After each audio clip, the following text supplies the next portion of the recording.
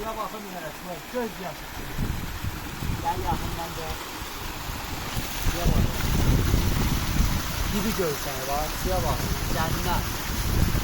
Cennetin nişanesi. Şavalan desen sen balaca şavalan. Su çekti. Asas oldu. Kımıyor da.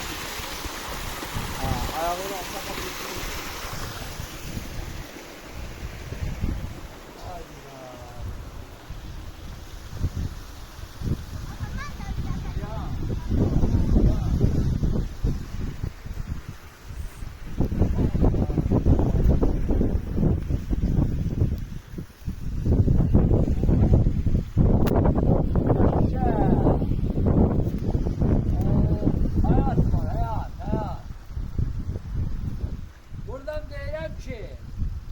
Buradan deyirəm, həmən kəslərə səsim düşür ora.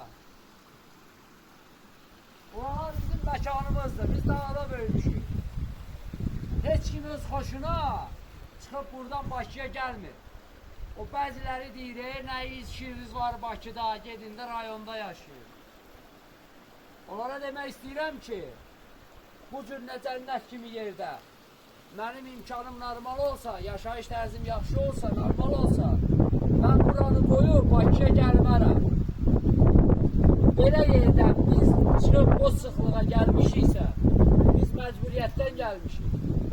Burada yaşamaq, insanın yaşamağına lazım olan şəraitlər olsa, heç kim belə yerdən, ağlı şuur yerində olan insan, buraları tərk edib o sıxlığa gəlməz.